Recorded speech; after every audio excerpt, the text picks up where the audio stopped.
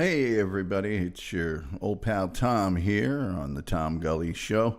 Let me tell you about Audie Murphy, widely celebrated as the most decorated American soldier of World War II. Decorations, awards, medals, well, they're one thing. But accomplishments and deeds are quite another.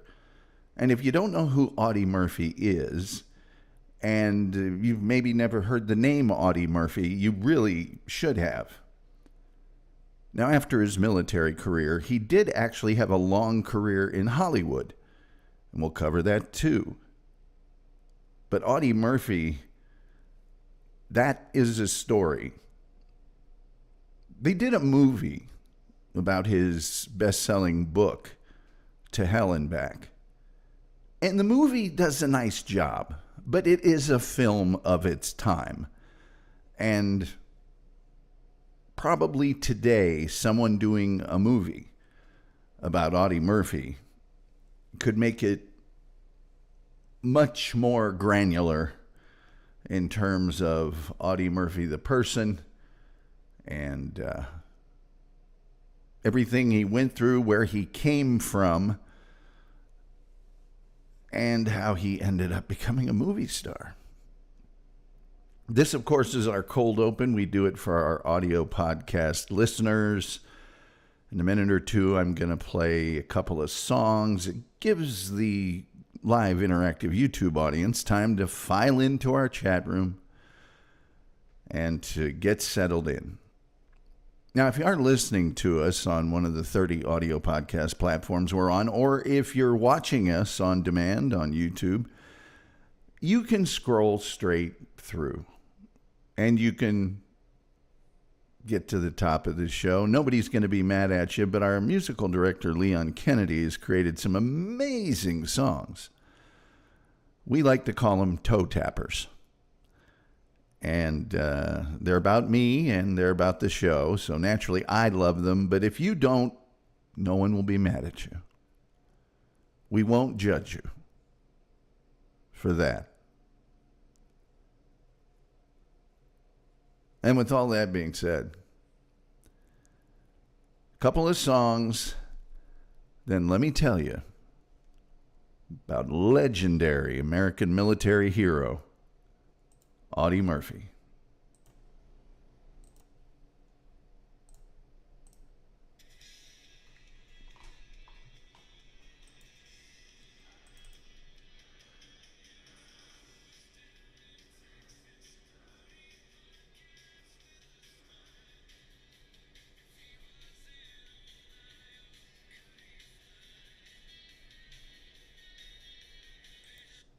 Okay, we're going to start this over because that's not in stereo. And I won't have that. So we're going to reset. And then I'm going to make it be in stereo. Having a problem with my mouse. It double clicks instead of clicks. Look, I'm a pretty fair-minded guy. I'm giving it a couple of days to work the problem out itself. And then I'll get another mouse. I have another mouse. I should just switch to the other mouse. But I named this mouse the starting quarterback of this team. And by God, I'm not taking him out until he gets injured. Which he appears to be at this time.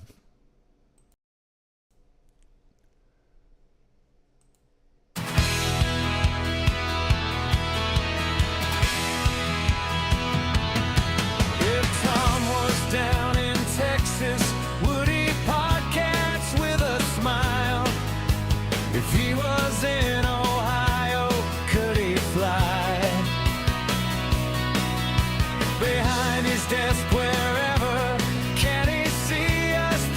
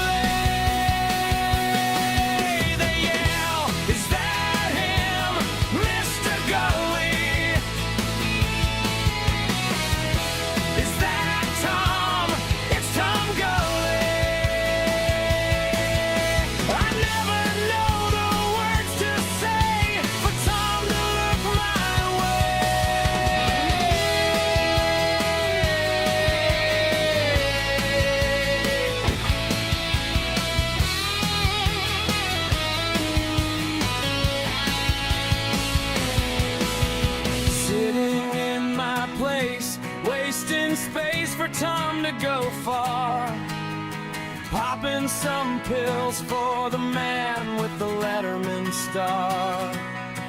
And if Tom came to your country, would you keep him for a while, surrounding yourself in his familiar smile? And when he comes around, the stadiums fill up fully.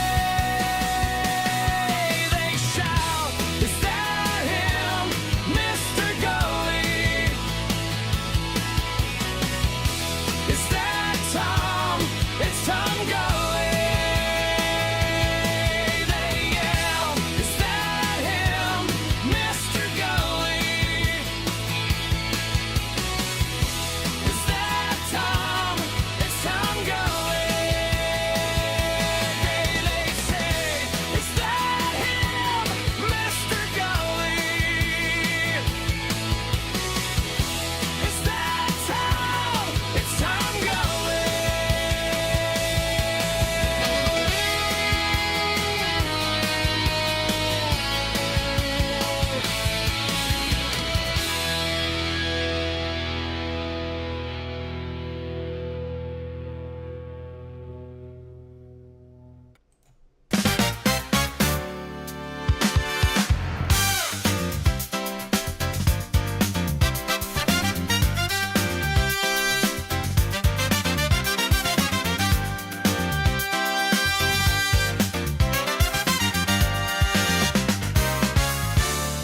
Passing by an exit, like reflections low, you're leaving behind what you've come to know. Turn that dial as the white lines roll, and tune in to that familiar show. We're passing in the night, two strangers on the highway. On the highway, headlights burning bright. We're passing in the night, two strangers on the road. On the road, tuned in to the Tom Gulley Show. Leaving on the turning, the sun begins to rise. The lights ahead are burning as you rub your tired eyes. Turn up that radio as the lines start to slur, and just enjoy that familiar show. We're passing in the night, two strangers on the highway. On the highway, headlights burning bright. Two strangers on the road,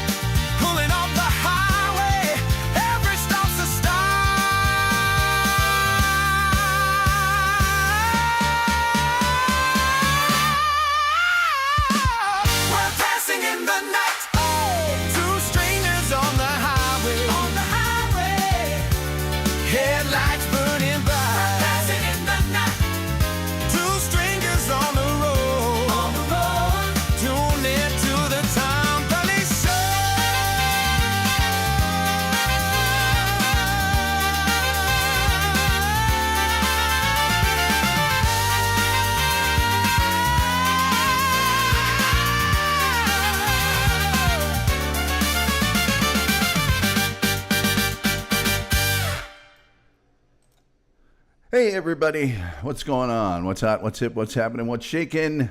Let me tell you about Audie Murphy, widely recognized as the most decorated American soldier of World War II, decorated by many other countries and you name it, and then became a Hollywood star after that. A lot of twists and turns along the way, including his background, and I'm going to tell you all about it. And while being cursed with wondering whether I accidentally had my sound settings on improperly at the start of the show, which would be tragic, but I'll fix it later for podcast listening. Anyway, do me a favor if you can right now. Like, share, subscribe, retweet, notification bell, absolutely free things you can do that help us out with the algorithm, the almighty algorithm. That's if, your clicks are free. I'm getting double clicks right now. My mouse isn't behaving properly. You might be getting triple clicks. I don't know, but they don't charge you for them. They're free as a bird. And we do have the super chats. We do have the memberships and the gifted memberships. And if you go to our YouTube description, we have the PayPal. And also, if you go to the TomGulleyShow.com, we've got a lot of fun stuff there, including our merchandise store, which sells a wide variety of top-quality name brand items suitable for framing and drinking liquids out of and blocking your shower water from your bathroom floor. Yes, we sell a shower curtain. I'm not joking. Let's go to our chat room very, very quickly. Martin Gnome is here. Says happy to be here. Judy Tester is here with just staggeringly funny comedy that I won't repeat. The Guido Samurai is here. Says sup ninjas. And no one was able to tell me if I was only coming in on one channel at the start of the show. And I'm OCD enough that will bother me for the remainder of the show. Just running in a loop in my background, you know what I mean? It's just going to run in a loop. It's going to be awful.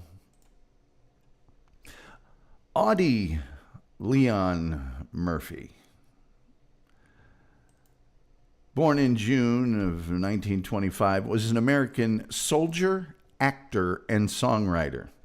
Widely celebrated as the most decorated American combat soldier of World War II. Sorry, audio podcast listeners, but I am showing Audie Murphy at what I believe is age 21 in his dress uniform. And the left side of that uniform is nothing but medals. And back in the day when you had medals that hung from a ribbon and stuff, not today where there's just a block of, it's substantial.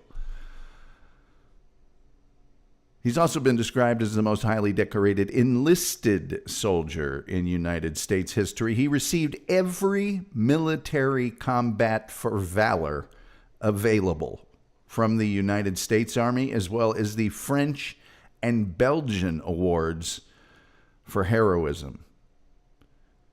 Audie Murphy received the Medal of Honor for Valor at age 19. What do you think about that? Yes, he was all over the European theater of World War II. Sorry, I'm getting ahead here let me see. There we go. Audie Murphy was born in Kingston, which is a small rural community in Hunt County, Texas. He was the seventh of 12 children born to Emmett Barry Murphy and his wife, Josie Bell Murphy. The Murphys were sharecroppers. And although Murphy's birth date is listed as 1924 in his enlistment papers, and there's a reason for that, and the reason for that will go to just what an amazing story Audie Murphy has. His biographer, David A. Smith, concluded that he was born in 1925 based on statements made by the book To Hell and Back, his California driver's license, and by Audie Murphy himself. As a child, Audie Murphy was, well, he was a loner, Dottie, with mood swings and an explosive temper. He grew up in northeastern Texas in the towns of Farmersville. Here we go, Farmersville. I mentioned Farmersville, and I show a picture of their town square because I worked at KFCD, and their tower is in Farmersville. Greenville and Celeste. He attended elementary school in Celeste. His father drifted in and out of the family's life and eventually deserted them. Audie Murphy dropped out of school in 5th grade and got a job picking cotton for $1 a day, equivalent to about $23 a day right now. And he did it to help support his family. He also became skilled with a rifle, hunting small game to help feed the family. After his mother died of endocarditis and pneumonia in 1941, start of World War II, for the United States, he worked at a radio repair shop and at a combination general store, garage, and gas station in Greenville, Texas. Hunt County authorities placed his 3 youngest siblings in the Bowles Children's Home, a Christian orphanage in Quinlan, Texas. After the war, he bought a house in Farmersville for his eldest sister, Corinne, and her husband. His other siblings briefly shared the home. The loss of his mother stayed with Audie Murphy throughout his entire life, as you might expect. He later stated, "She died when I was 16. She had the most beautiful hair I'd ever seen. It reached almost to the floor. She rarely talked and always seemed to be searching for something. What it was, I don't know. We didn't discuss our feelings, but when she passed away, she took something of me with her. And it seems like I've been searching for it ever since." After the Japanese attack on Pearl Harbor, and sorry, audio podcast listeners, I'm showing a picture of the attack on Pearl Harbor from a Japanese plane, by the way. Audie Murphy attempted to enlist in the U.S. military after the attack, but the Army, the Navy, and the Marine Corps all turned him down for being underweight and underage. After his sister provided an affidavit that falsified his birth date by a year, and therefore the confusion about his birth year, he was accepted by the U.S. Army on the 30th of June, 1942. So he was born in 1925. He would have been 17 years old. According to his biographer, Murphy acknowledged his birth date was falsified at his enlistment in a 1950 interview with the Austin Statesman. The doctor back home couldn't remember exactly when I was born, so I was 18. After basic training at Camp Walters, now Fort Walters, he was sent to Fort Meade for advanced infantry training. During that training, he earned his marksmanship badge with rifle component and expert badge with bayonet bar. Now, I'm showing marksmanship badges from the Marine Corps because it was the best picture I could get, but his were from the United States Army. Audie Murphy was shipped to Casablanca in French Morocco on the 20th of February in 1943. So the start of 1943, kind of. He was assigned to Company B, 1st Battalion, 15th Infantry Regiment, and the 3rd Infantry Division, which trained under the command of General Lucien Truscott. After the May 13th surrender of the Axis forces in French Tunisia, the division was put in charge of the prisoners. He participated as a platoon messenger with his division at Arzu in Algeria in rigorous training for the Allied assault for the landings in Sicily. And I've got these pictures mixed up. For those landings in Sicily, he was promoted to private first class on the 7th of May and corporal just about 2 months later on the 15th of July. When the 3rd Infantry landed at Licata, Sicily, on the 10th of July, Murphy was a division runner. On a scouting patrol, he killed 2 fleeing Italian officers near Canicotti. Sidelined for illness for a week when Company B arrived in Palermo,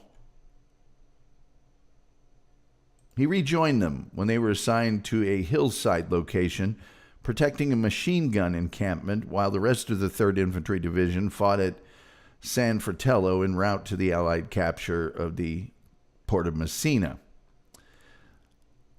Murphy participated in Operation Avalanche, which was the September 1943 mainland Salerno landing, while on a scouting party along the Volturno River. He and 2 other soldiers were ambushed. German machine gun fire killed 1 soldier. Murphy and the other survivor responded by killing 5 Germans with hand grenades and machine gun fire. I mean, this guy, he was not to be trifled with. While taking part in the October Allied assault on the Volturno line, he and his company repelled an attack by 7 German soldiers, killing 3 and taking 4 prisoner.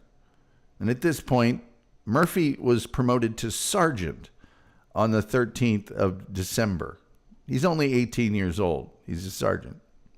In January of 1944, Murphy was promoted to staff sergeant. He was hospitalized in Naples with malaria, of all things, on the 21st of January and was unable to participate in the initial landing at the Anzio beachhead. He returned on the 29th of January and participated in the First Battle of Cisterna and was made a platoon sergeant in Company B following the battle. He returned with the 3rd Division to Anzio, where they remained for 4 months. Here's some of those Sherman tanks at Anzio. Taking shelter from the weather in an abandoned farmhouse on the 2nd of March, Murphy and his platoon killed a crew of a passing German tank. He then crawled out alone to destroy the tank with rifle grenades, for which he received, and again, age 19, the Bronze Star with a V device, because he'd already been awarded another award. So you get the V if you've already had another award. Murphy continued to make scouting patrols to take German prisoners before being hospitalized a week on the 13th of March for a second bout of malaria. World War II was no joke, I'm telling you.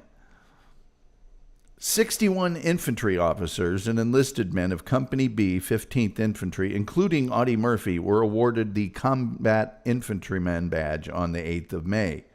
Murphy was awarded a bronze oak leaf cluster for his Bronze Star.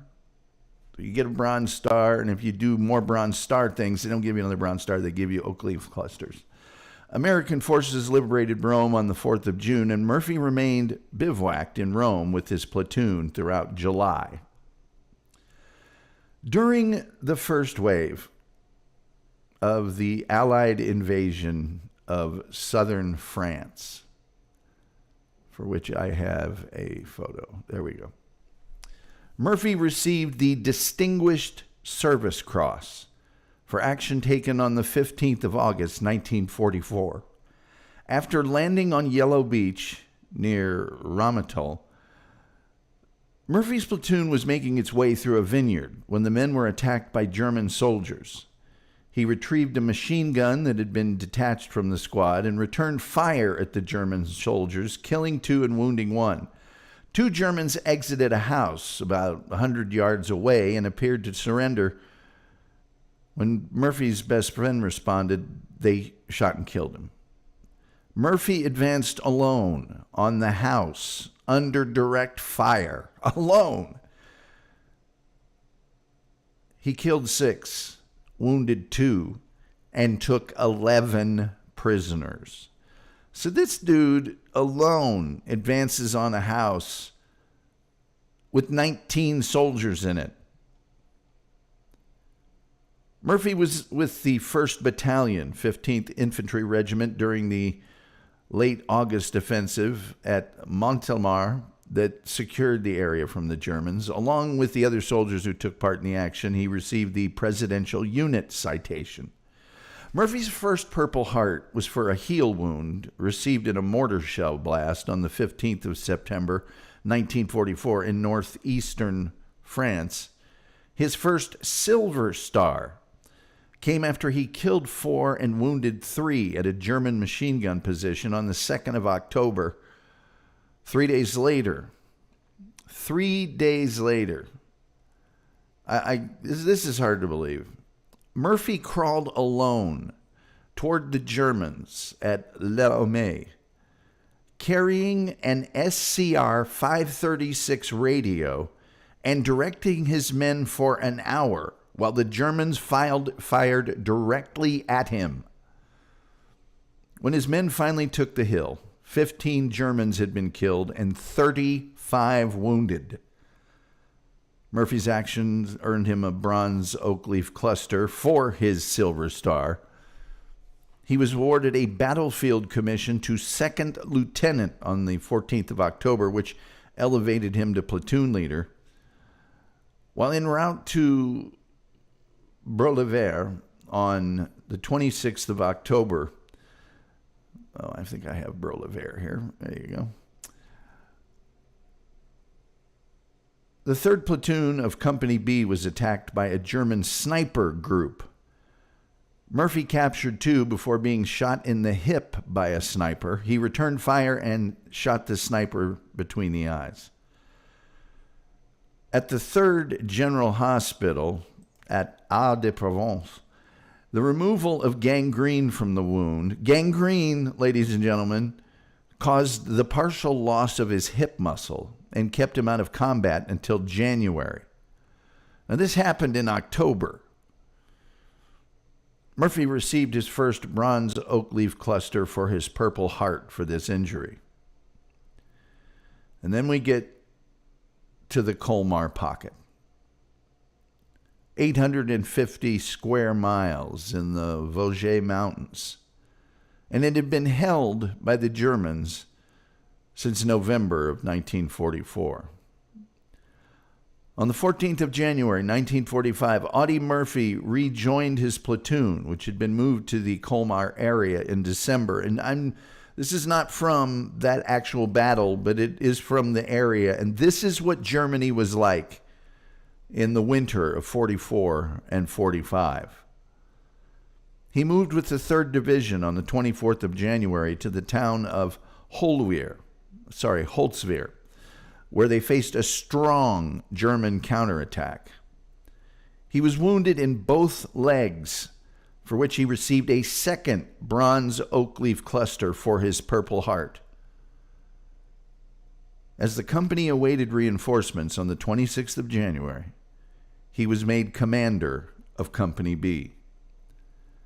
About 2 p.m. that afternoon, German troops and tanks counterattacked, and Murphy ordered his company to withdraw into prepared positions. The Germans scored a direct hit on an M10 tank destroyer, which was stationed near Murphy's company command post, setting it afire and forcing the crew to abandon it. Audie Murphy remained alone at his post, shooting his M1 carbine. And I do have Audie Murphy's weapons from World War II right here. shooting his M1 carbine and directing artillery fire via his field radio while Germans aimed fire directly at his position. Murphy mounted the abandoned, burning tank destroyer and began firing its .50 caliber machine gun at the advancing Germans, killing a squad crawling through a ditch toward him. For 1 hour, Murphy stood on the flaming tank destroyer, returning German fire from foot soldiers and advancing tanks, killing or wounding 50 Germans. He sustained a leg wound during this stand, and he stopped only after he ran out of ammunition. Murphy rejoined his men, disregarding his own injury, and led them back to repel the Germans. Murphy insisted on remaining with his men while the wounds were treated. For his actions that day, Audie Murphy was awarded the Medal of Honor. The 3rd Infantry Division was awarded the Presidential Citation Unit for its actions at the Colmar Pocket, giving Murphy a bronze oak leaf cluster for that award. On the 19th of February, Murphy was promoted to first lieutenant and was awarded the Legion of Merit for his service from the 22nd of January to the 18th of February, 1945. And that's a military award of the United States Armed Forces given for exceptionally meritorious conduct in the performance of outstanding services and achievements. He was moved from the front lines to the regimental headquarters and made a liaison officer. The guy had been shot up pretty bad from here to there. The United States additionally honored Audie Murphy's war contributions with the American Campaign Medal, the European African Middle Eastern Campaign Medal with Arrowhead device and 9 campaign stars, the World War II Victory Medal, and the Army of Occupation Medal with the Germany clasp. France recognized his service with the French Legion of Honor grade of Chevalier, the French Croix de Guerre with Silver Star, the French Croix de Guerre with Palm, the French Liberation Medal, and the French Fourragère in colors of the Croix de Guerre, which was authorized for all members of the 3rd Infantry Division who fought in France in World War II. Belgium ordered Murphy the Belgian Croix de Guerre with the 1940 Palm. Brigadier General Ralph B. Lovett and Lieutenant Colonel Hallett D. Edson recommended Murphy for the Medal of Honor.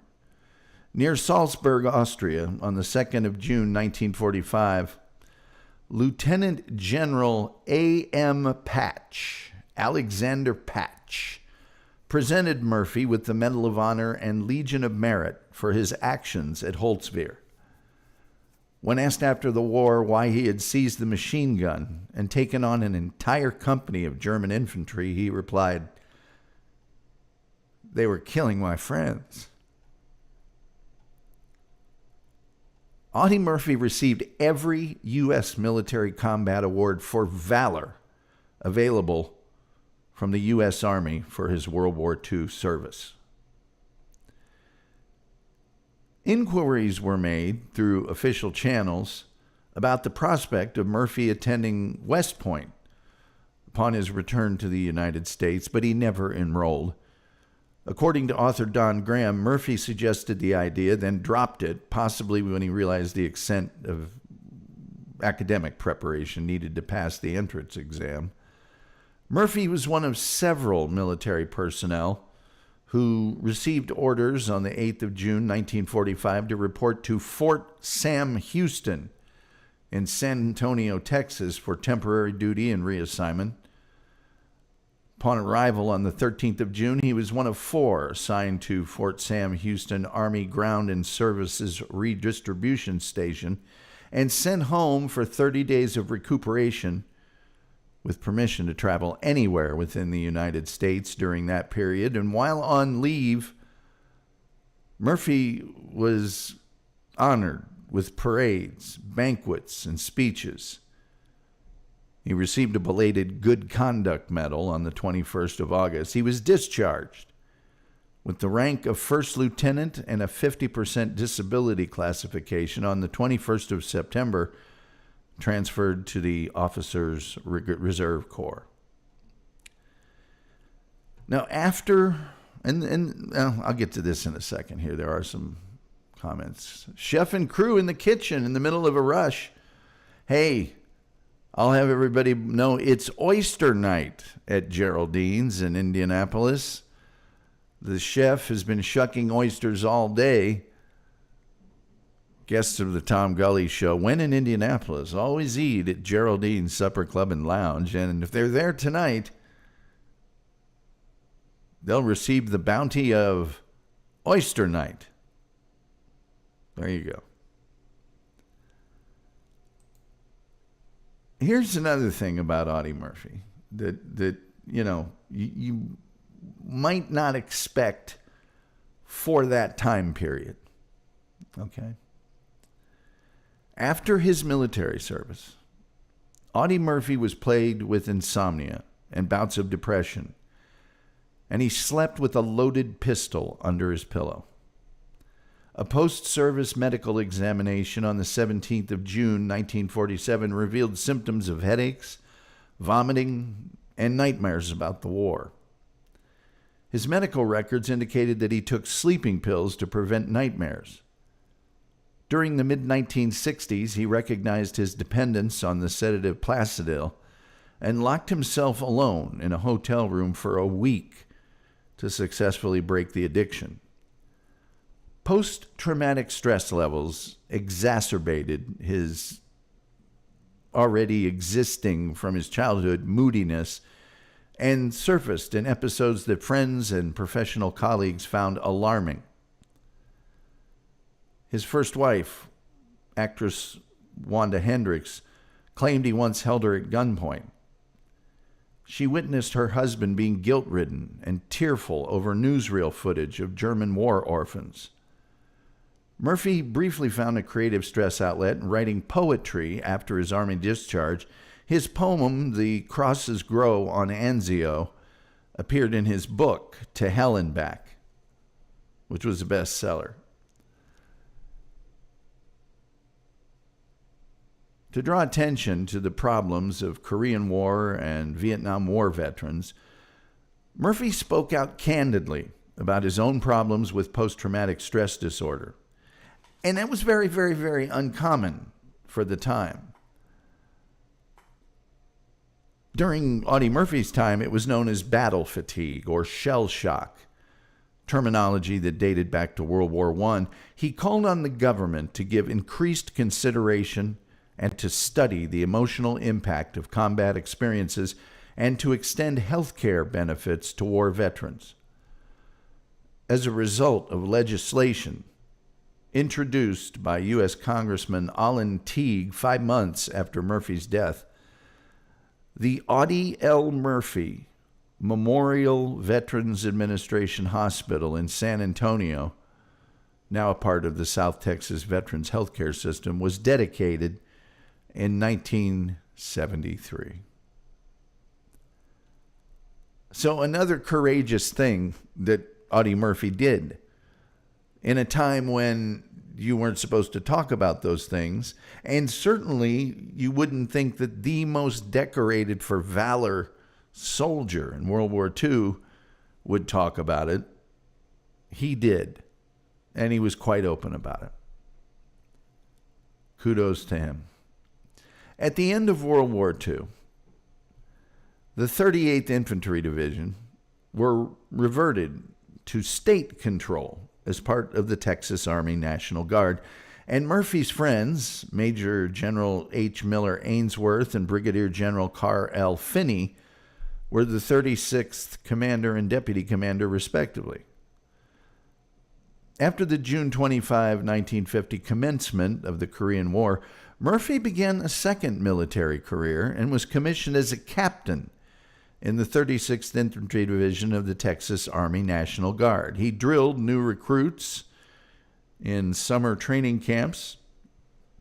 He granted the National Guard permission to use his name and image in recruiting materials. And although he wanted to join the fighting and juggled training activities from his new film career, the 36th Infantry Division was never sent to Korea. At his request, he was transferred to inactive status on the 1st of October 1951 because of his film commitments with MGM Studios, and returned to active status in 1955. Audie Murphy was promoted to the rank of major by the Texas Army National Guard in 1956 and returned to inactive status in 1957. In 1969, his official separation from the Guard transferred him to the United States Army Reserve, and he remained with the U.S. Army Reserve until his transfer to the Retired Reserve later in 1969.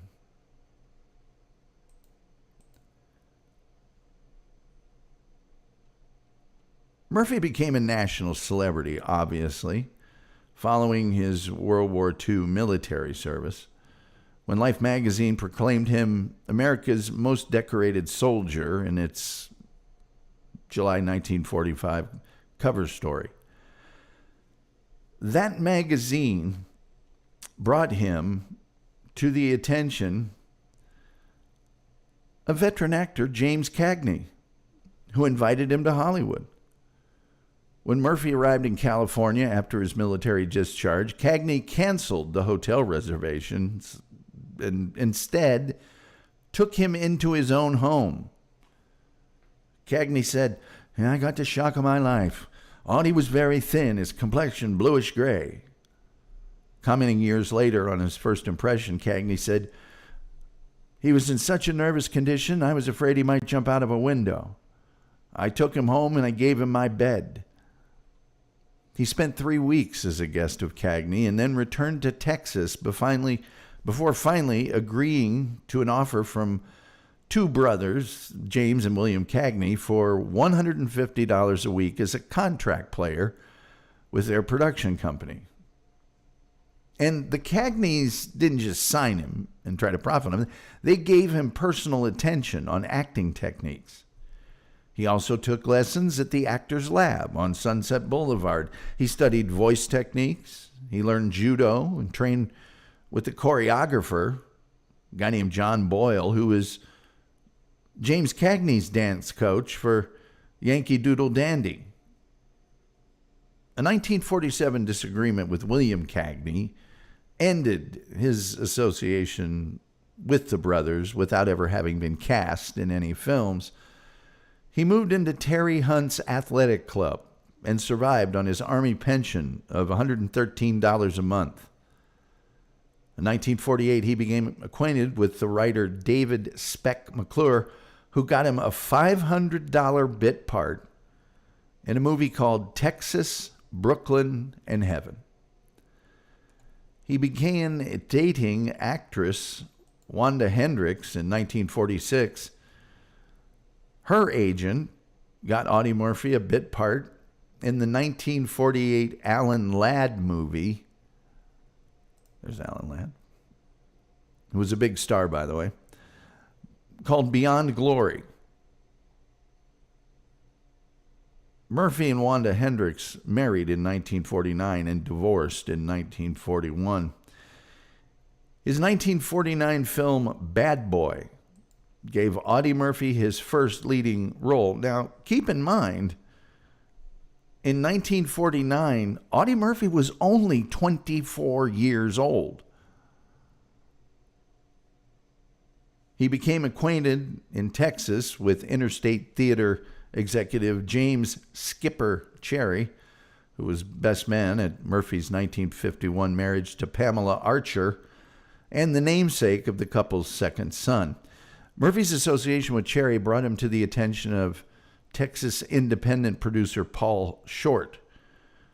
With financing from Texas theater owners and the children's charitable organization Variety Clubs International, Short cast Murphy in Bad Boy to help promote the charity's work with troubled children. It was a story about a troubled child.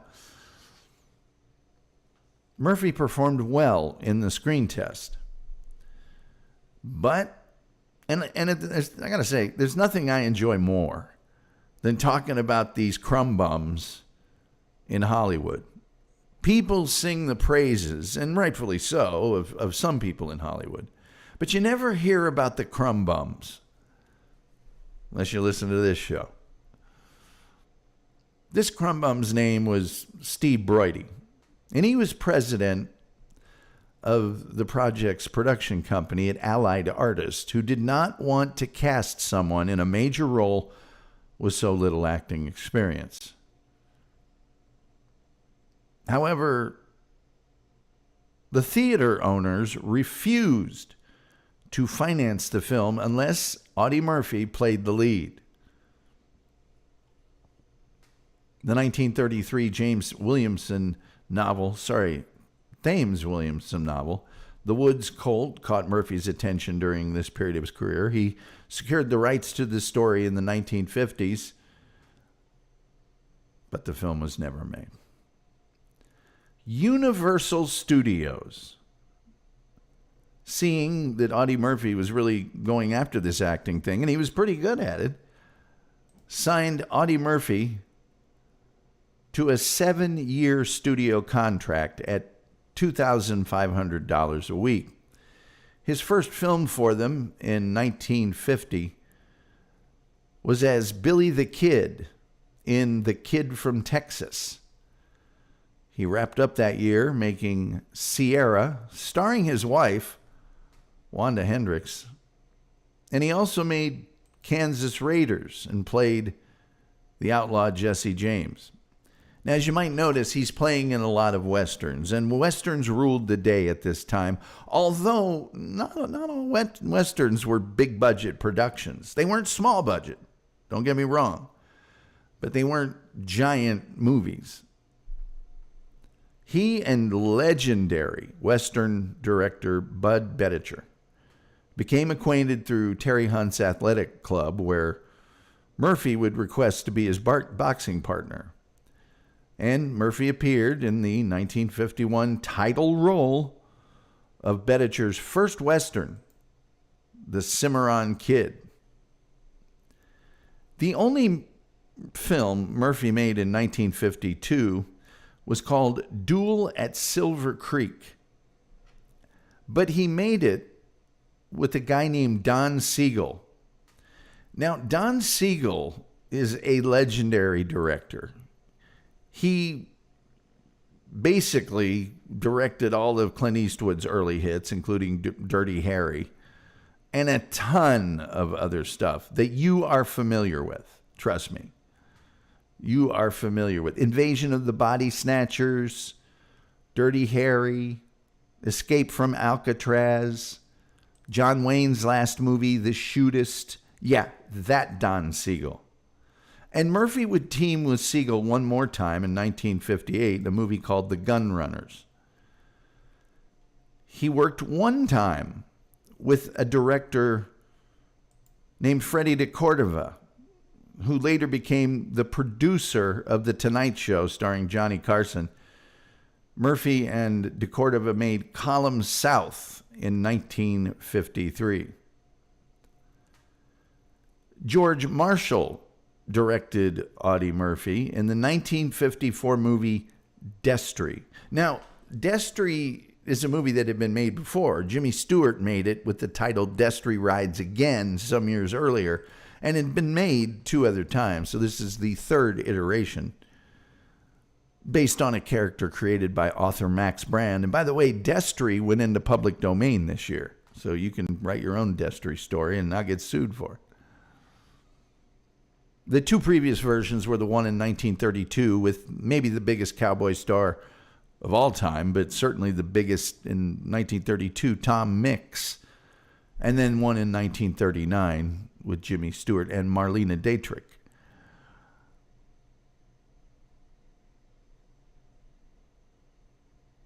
Director Nathan Juran oversaw, there he is, Nathan Juran. Look at that dude. Sorry, audio podcast listeners, with the pork pie hat and the open collar. That's a guy. He directed Audie Murphy in a movie called Tumbleweed and also Gunsmoke, which predated the radio and TV series, and Drums Across the River. As Murphy's film career began to progress, by the way, could you do me a favor? Like, share, subscribe, retweet, notification bell. We're stinking up the joint here on all of our numbers. Rumple Trenchcoat is here. He says he looks like Ted Healy, the guy who cheated the Three Stooges out of pretty much everything. The Crumb Bum, yes, Steve Broidy.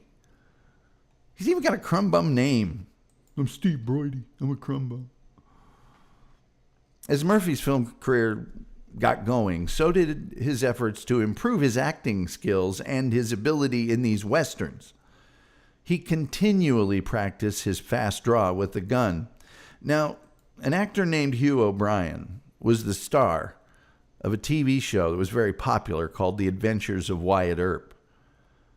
When Hugh O'Brien bet $500 that he could draw a gun faster than anyone in Hollywood, Audie Murphy raised the ante to $2,500 and wanted to use live ammunition.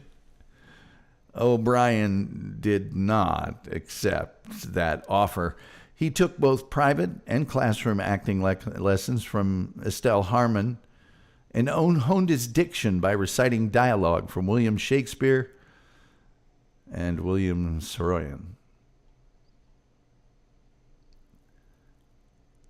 Murphy was lent to MGM at a salary of $25,000 to appear in the 1951 film The Red Badge of Courage, which was directed by John Huston.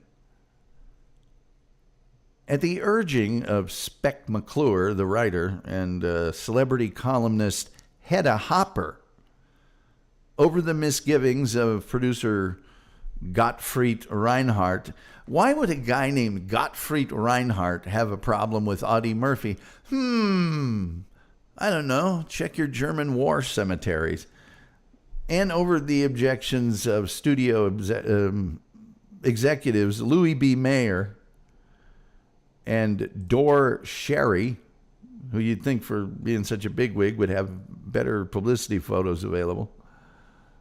Director John Huston cast Murphy in the lead of the character called the Youth, Harry Fleming in the novel. The preview screening audiences were not enthusiastic, causing Sherry to re-edit Huston's work, eliminating several scenes and adding narration by none other than James Whitmore. MGM trimmed advertising efforts on what they believed was an unprofitable film. What eventually hit the theaters was not a commercial success, and it also was not the film both Murphy and Huston believed they'd made. Murphy unsuccessfully tried to buy the film rights to the film in 1955 in an attempt to re-edit and re-release it.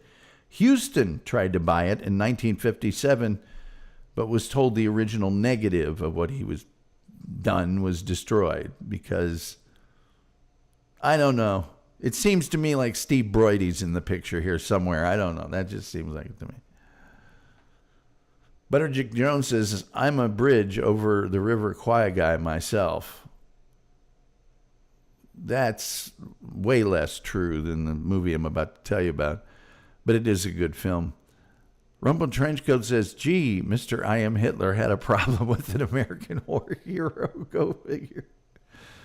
Let's rock on with some likes and some shares and some tell your friends.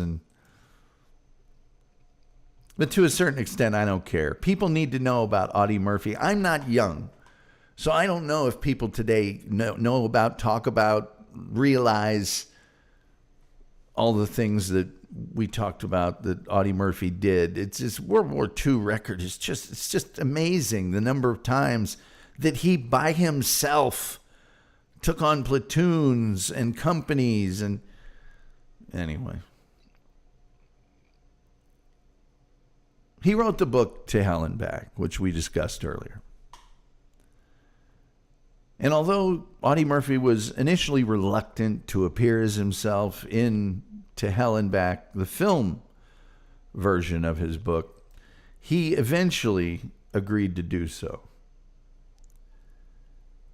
Terry Murphy portrayed his brother Joseph Preston Murphy at age 4. The film was directed by Jesse Hibbs. Jesse Hibbs, who'd been a football star in his earlier career. These people are just amazing. They do all this stuff.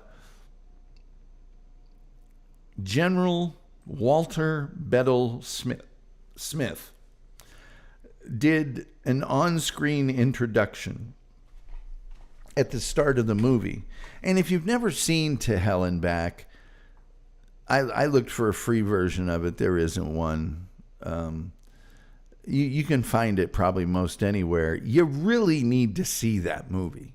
And part of the reason that you need to see it is an actual Army general gives the introduction. And it's a great introduction. I would read it to you, but I wouldn't do it justice. He does talk about how Audie Murphy came from humble beginnings, and he was a fair shot, and that the general was a fan of the foot soldier, and that Audie Murphy embodied everything valorous about the foot soldier.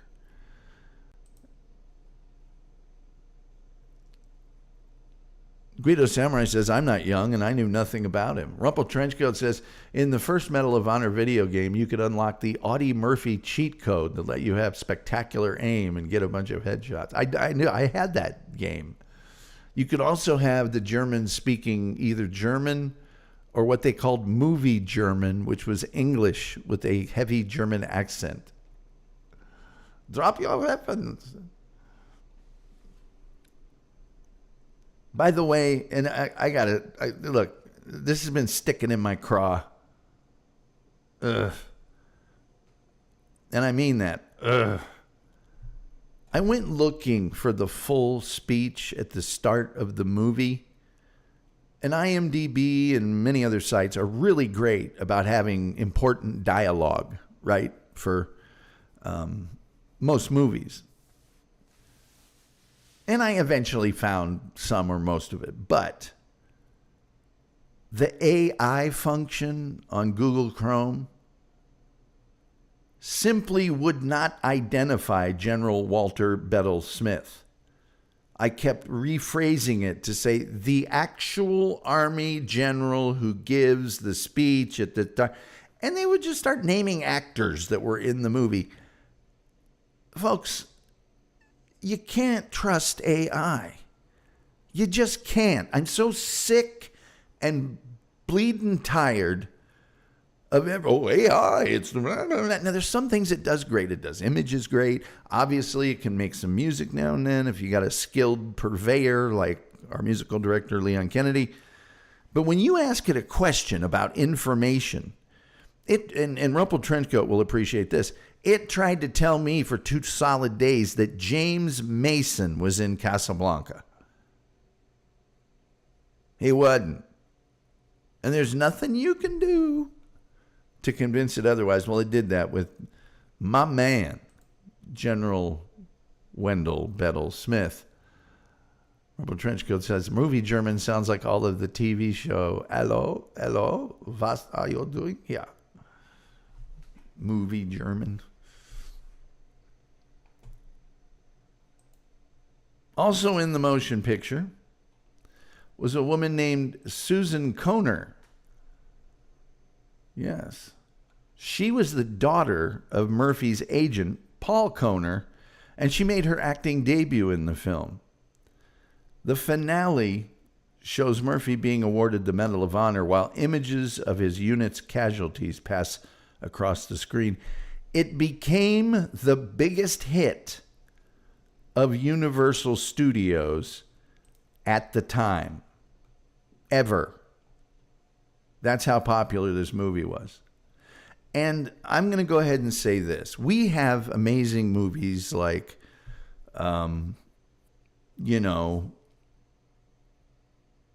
it's not Heartbreak Ridge. It's the one, the Private Dawes story. It's something H. I can't remember it off the. Anyway, we got great, and certainly Saving Private Ryan, right? This is not that. It very much is a movie of its time. It looks like a movie from the 50s. It feels like a movie from the 50s. But it's still a great movie. It really is. Totally is. J.C. Vastgolt says that was French. I don't even know what you're talking about. A pronoun's a fine thing, J.C., but it's a bridge, not a way. Robert Trenchcoat says, Dear Lord, James Mason, I guess he looks a little like Claude Rains, and he may even sound like Claude Rains, but he ain't Claude Rains. One of the most famous movies in movie history. Some have called Casablanca the Hollywood movie. That it's most emblematic of Hollywood. It has big Hollywood stars. It has a love story. It has a war. It has a famous song. I mean, anyway. Both Audie Murphy and Universal Studios gave serious considerations to a follow-up version of his post-war life. Murphy rejected a script of a title called The Way Back, which created a fictitious scenario that filming To Hell and Back had been so therapeutic for Murphy that it cured him of his combat fatigue. He's like, no, we're not doing that. There was another unused version that incorporated his real-life friends into the storyline and ended up with him living happily ever after with Pamela and their 2 sons. A third version by an unknown writer focused on the Murphy-McClure friendship and was rejected by the threat of a lawsuit. Desi Arnaz, here he is with Lucy. Desi Arnaz offered to bankroll a 1965 project entitled Helmets in the Dust, but it never came to fruition.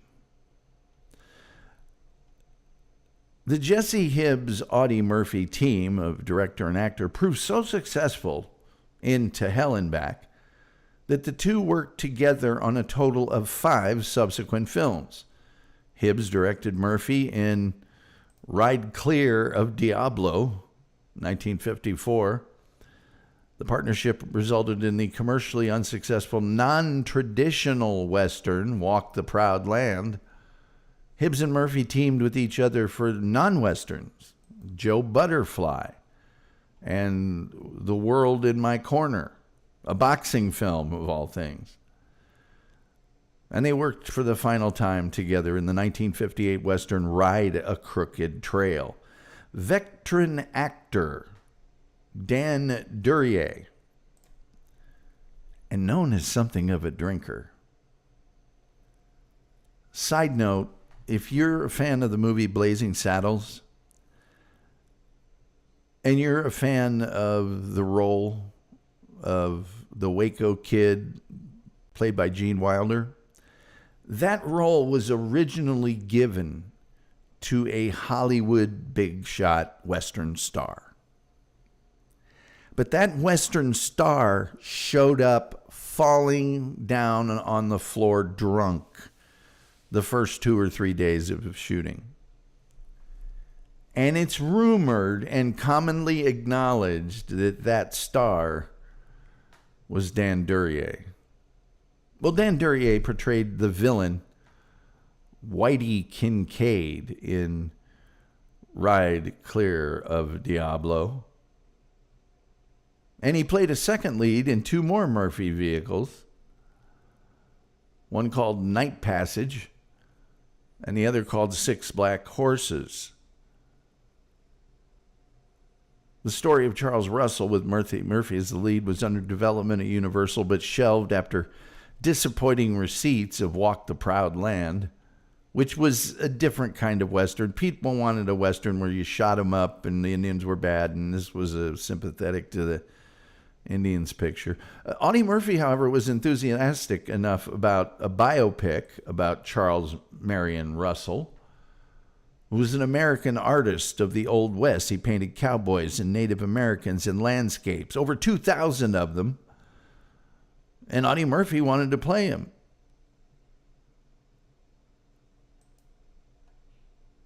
He even did a production that would star Guy Mitchell in the lead, but the film wasn't made.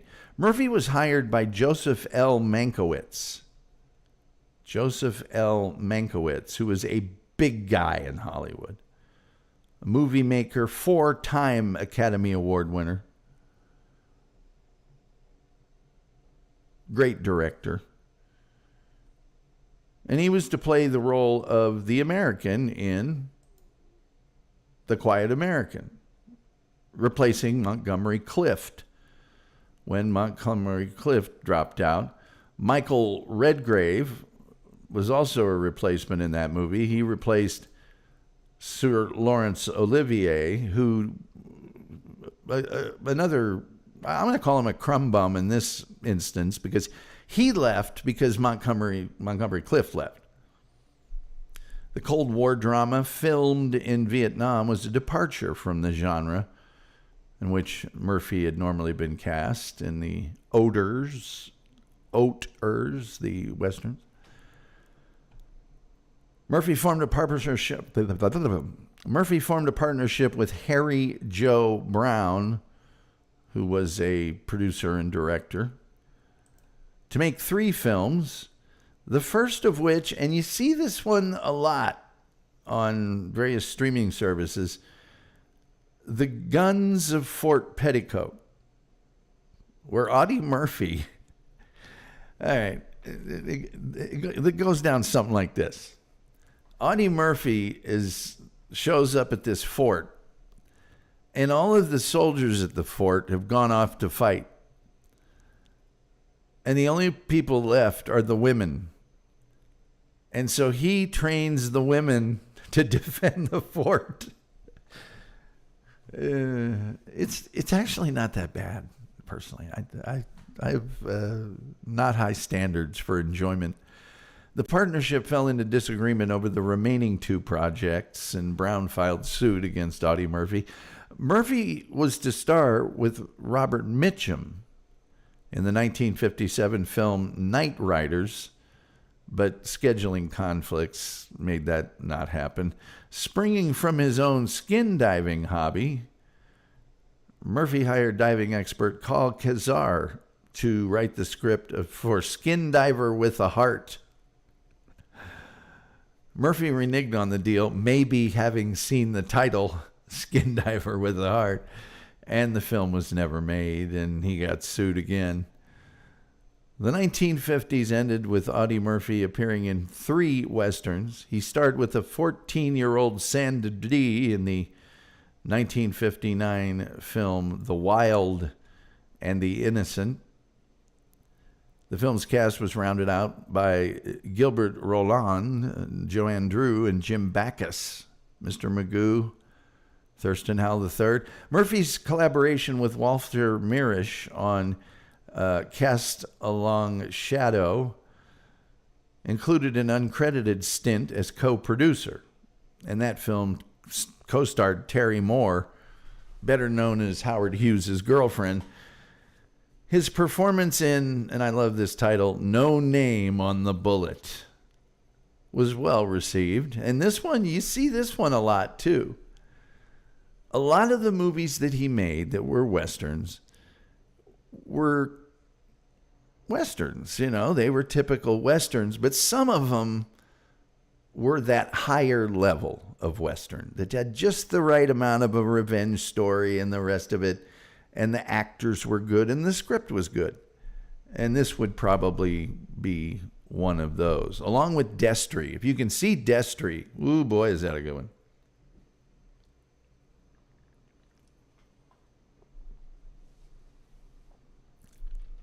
Like, share, subscribe, retweet, notification bell.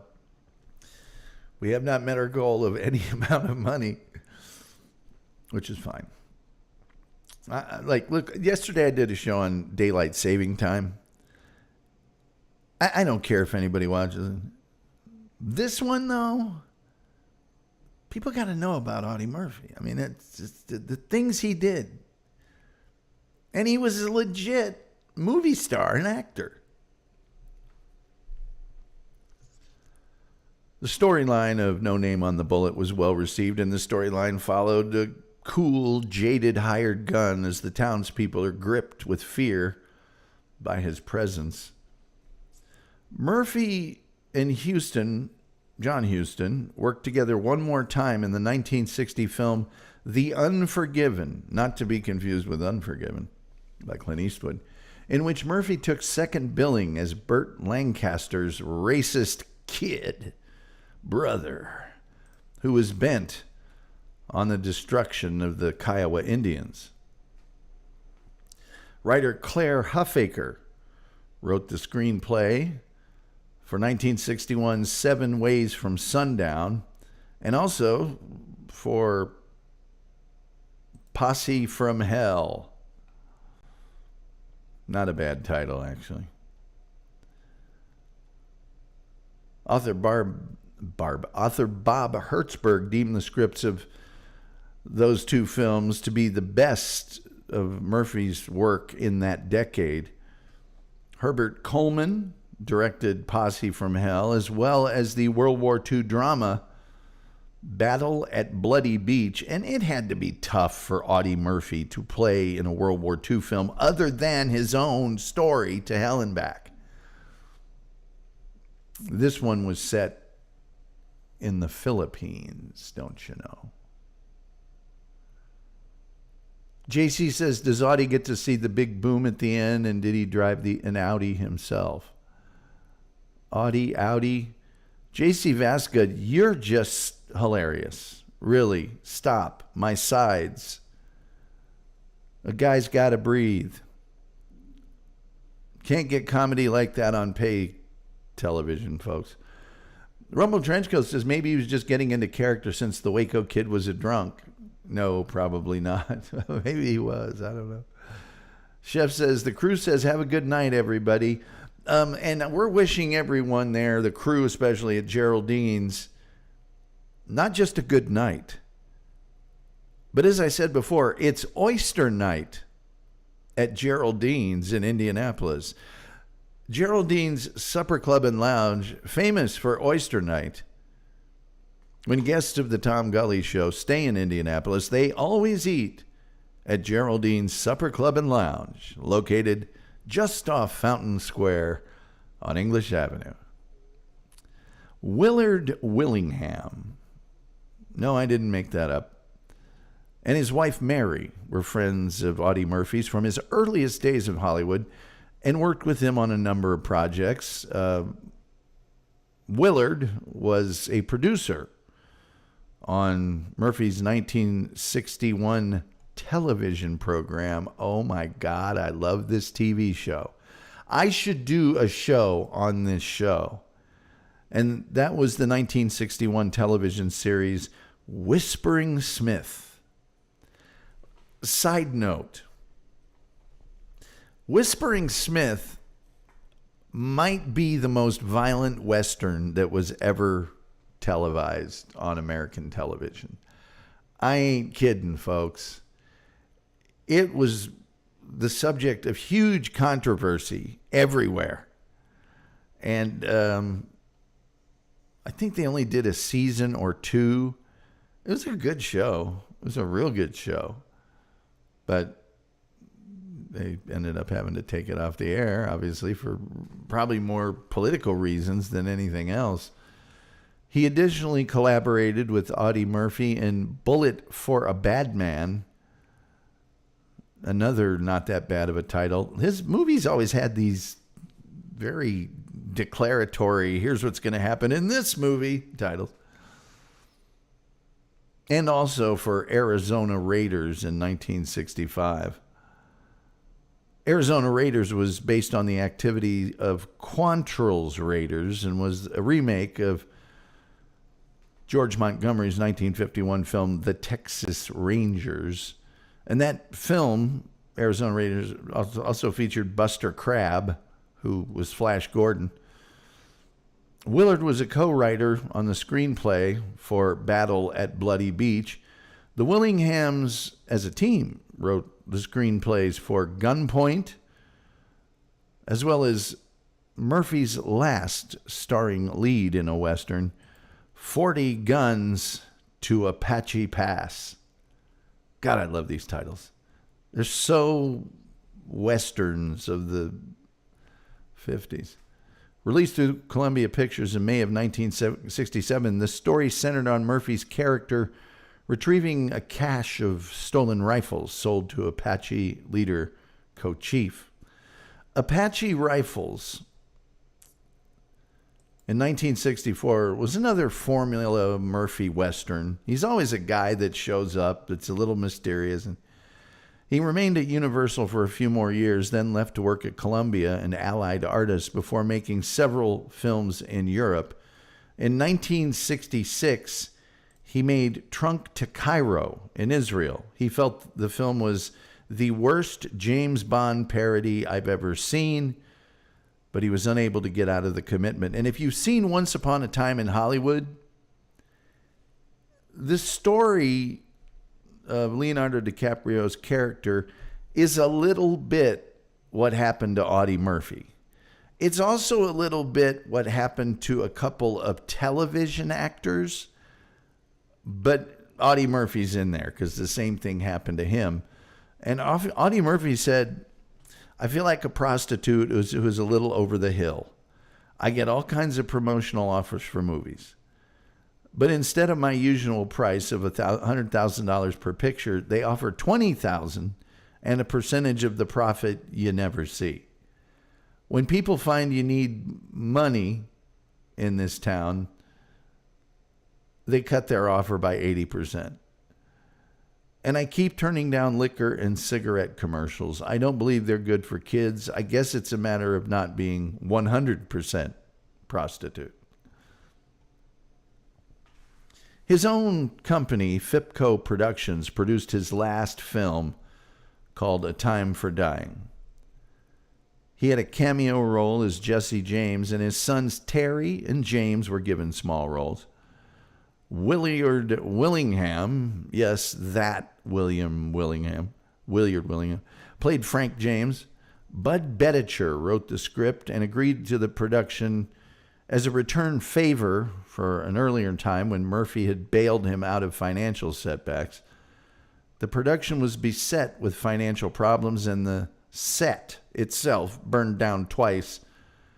The movie opened in France in 1971, but was not shown in the United States until its limited release in 1982.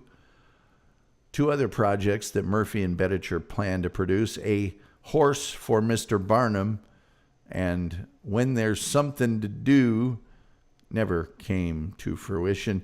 Audie Murphy made more than 40 films in his feature film career. And usually, not always, but usually, they made some dough. Yeah, they made a little do-re-mi. I'm telling you. They really did. Now, a little earlier, I mentioned one of my favorite things about Audie Murphy, and I'm trying to find out where I left it. Hold on. What's the name of Sam Hill?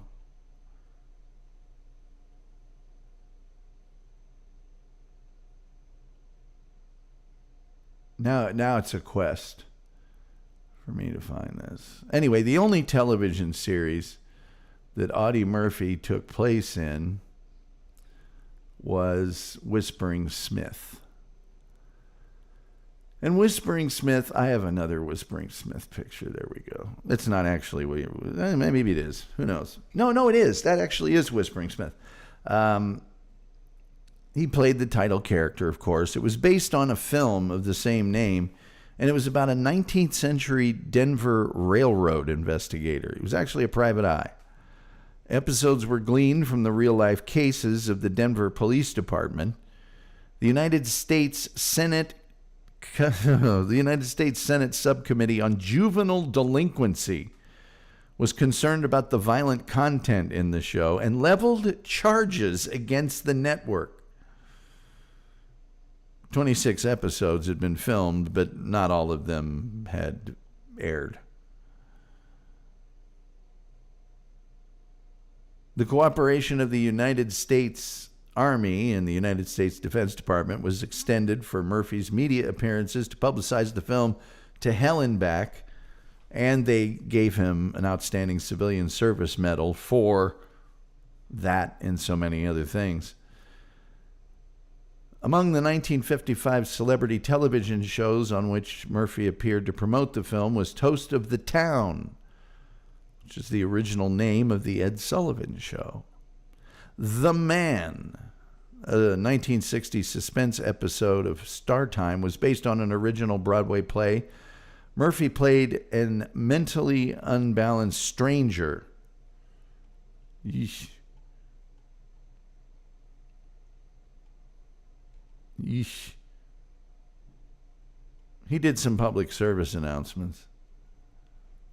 Oh, sure he did. Sure he did. That's a thing that Audie Murphy did. And he also, I'll get to it in a second. He turned down a lot of money. A lot of money. But as I mentioned, he married actress Wanda Hendricks. Good old Wanda Hendricks back in the day. Yes, he did. Let's get Wanda up here because I got to tell you, Wanda Hendricks, kind of a looker, don't you know? Wanda Hendricks was not even kind of a looker. She was just a looker, if you know what I mean, by the fact that she was a looker. He married Wanda Hendricks in 1949. Their divorce became final 2 years later in 1951. 4 days later, he married former airline stewardess Pamela Opal Lee Archer, with whom he had 2 sons, Terry and James. Murphy bred quarter horses. Yes, he bred quarter horses. And he did that at the Audie Murphy Ranch in what's now Menifee, California, and at the Audie Murphy Ranch in Pima County, Arizona. His horses raced at the Del Mar racetrack, and he invested large sums of money in this hobby. Murphy's gambling left his finances in a poor state. In 1968, he stated he lost $260,000 in an Algerian oil deal and was dealing with the IRS over unpaid taxes. In spite of his financial difficulties, Audie Murphy refused to appear in commercials for alcohol and cigarettes, mindful of the influence he would have on the youth market. He was noted for a quick temper and was involved in various violent altercations during his adult life. In May of 1970, and this is at the age of 50, he was arrested in Burbank, California, charged with battery and assault with intent to commit murder in a dispute with a dog trainer. He was accused of firing a shot at the man, which he denied. He was cleared of those charges. On the 28th of May, 1971, Audie Murphy was killed when the private plane in which he was a passenger crashed into the side of a mountain 16 miles northwest of Roanoke, Virginia, in conditions of rain, clouds, fog, and zero visibility. The pilot and 4 other passengers were also killed. The aircraft was an Aero Commander 680, flown by a pilot who had a private pilot license and a reported 8,000 hours of flying time, but who held no instrument rating, which you have to have in clouds and fog and rain. It's just ridiculous not to have it, especially in the mountains. The aircraft was recovered 3 days later on the 31st of May after her husband's death. Pamela Murphy moved into a small apartment and got a clerk position at the Sepulveda Veterans Administration Hospital in Los Angeles, where she remained employed for 35 years. On the 7th of June, 1971, Audie Murphy was buried with military honors at Arlington National Cemetery. In attendance were Ambassador to the UN, George H.W. Bush, Army Chief of Staff, William Westmoreland, and many of the 3rd Infantry Division.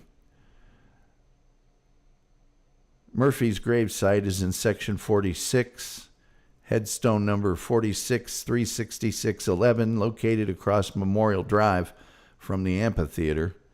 A special flagstone walkway was later constructed to accommodate the large number of people who pay their respects. It's the cemetery's 2nd most visited gravesite, after that of only President John F. Kennedy. The headstones of Medal of Honor recipients buried at Arlington National Cemetery are normally decorated in gold leaf. Murphy previously requested that his stone remain plain and inconspicuous, like that of an ordinary soldier. In 1974, a large granite marker was erected just off the Appalachian Trail near the crash site. In 1975, a court awarded Murphy's widow, Pamela, and their 2 children $2.5 million in damages because of the accident. Civilian honors were bestowed on Murphy during his lifetime and posthumously, including a star on the Hollywood Walk of Fame. And in 2013, Audie Murphy was honored by his home state with the Texas Legislative Medal of Honor. And that, ladies and gentlemen, is all I can possibly tell you at this sitting about a true American hero, Audie L. Murphy. And let's just see what the chat has to say. They say goodnight, chef and crew. Them guys was shucking oysters. Like you like to beat the band. I was going to do a show tomorrow on the Rat Pack. I don't know that I'm going to do that. I just did Frank Sinatra so soonly ago. I don't know if that's a great idea. By the way, Rumpled Trenchcoat, don't just watch Rumpled Trenchcoat, a Columbo podcast, which is amazing. He does it with his sister. But Rumpled Trenchcoat has 2 sisters. So with the other sister, he's now doing a show that you can see at 50, the number 50, Minutes of Fear. It's about horror movies. And that's on YouTube. I don't know if he has other sisters and they're going to do, situation comedies or whatever. But suffice to say that those 2 things you should definitely be watching. I know Thursday night we're going to cover the Hall Mills murder, which was the most sensational murder trial of its time. And by the way, wacky and off the rails. If there's one thing I love, it's a wacky, off the rails 1920s murder mystery with a lot of very sanctimonious people. There's a preacher involved. There's witnesses that saw people kissing in the moonlight. It's a lot of circumstantial evidence. Ought to be a heck of a good time. Really ought to. And then Saturday, we're doing the bizarre hit TV show that you've never heard of. Well, maybe some of you have, but I doubt it. Called Coronet Blue. And then on Sunday, speaking of Westerns, we will cover The Rifleman. Cover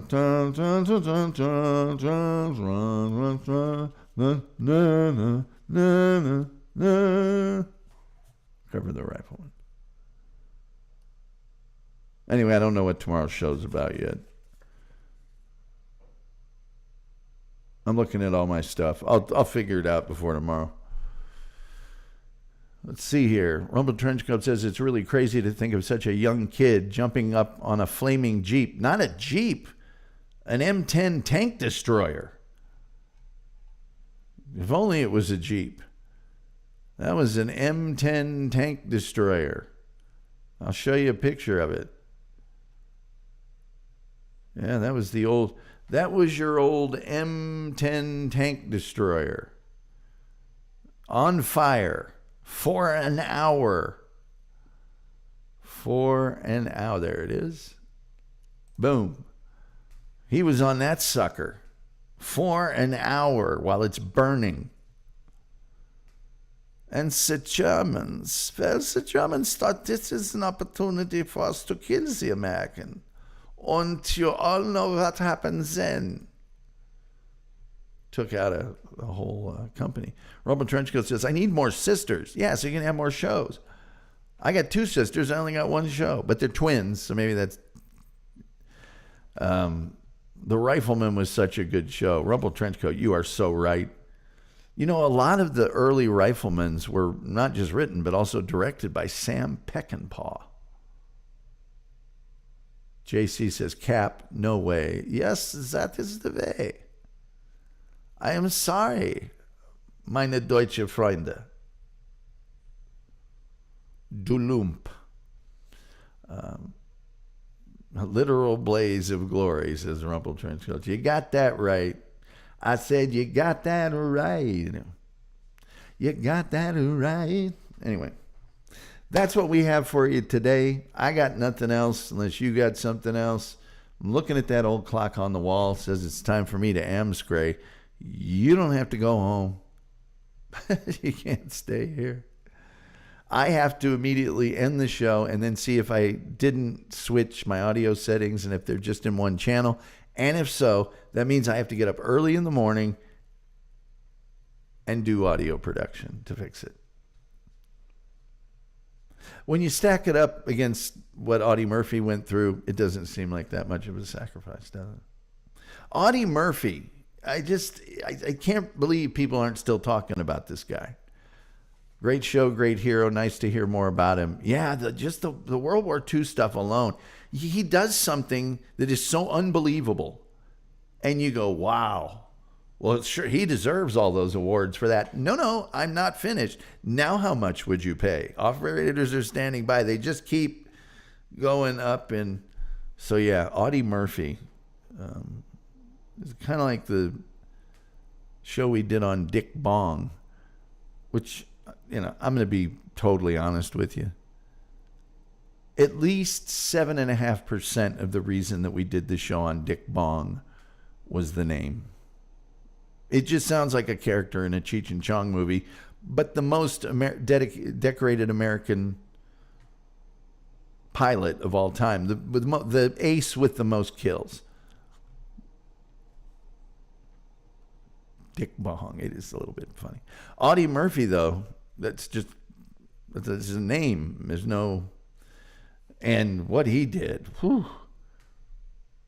Anyway, with all that being said, I'm in love with the latest song that Leon Kennedy, our musical director, has created for us. So I'm going to play it on closing. I'm going to actually do my audio properly. Last night I played a song for almost a minute without turning the sound on. And today I probably opened the show talking in only one channel of the two stereo channels. Luckily, I'm very gifted at audio production and I can fix it. I don't like to, but I can. Hey, you guys are the most important people on the whole show. Thank you for being here. If you can like and you can share and you can retweet and you can tell your friends, that's how this thing grows. I can't grow it. All the people in my immediate family and friends, none of them watch the show. Just like none of them listen to me on the radio. It's other people that do that because they got sick of it 40 years ago. You know? So I guess we're just passing in the night. Two strangers. Sorry, that's a tease for the song I'm about to play.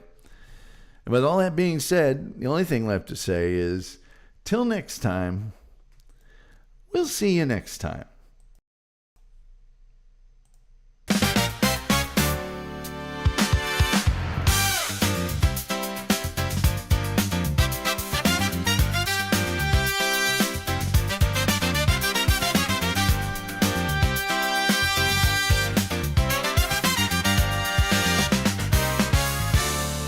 Passing by an exit,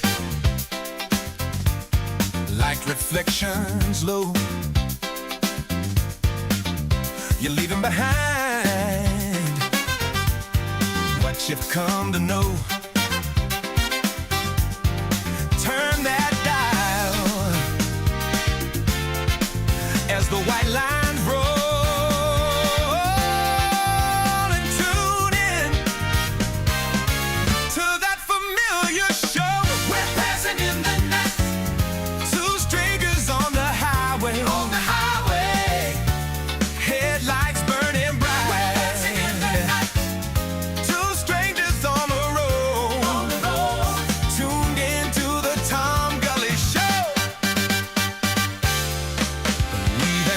Turning, the sun begins to rise. The lights ahead are burning as you rub your tired eyes. Turn up that radio as the lines start to slur, and just enjoy that familiar show. We're passing in the night. Two strangers on the highway. On the highway. Headlights burning bright. We're passing in the night. Two strangers on the road. On the road. Tuned into the Tom Gulley Show.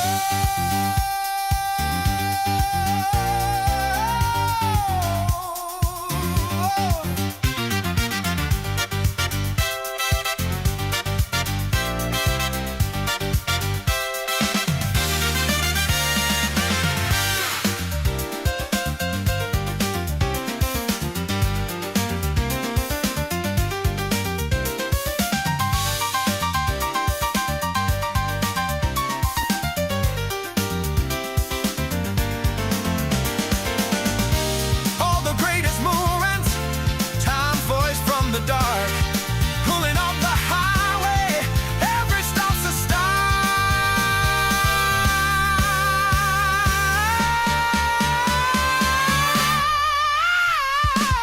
We're passing in the night. Two strangers on the highway. On the highway.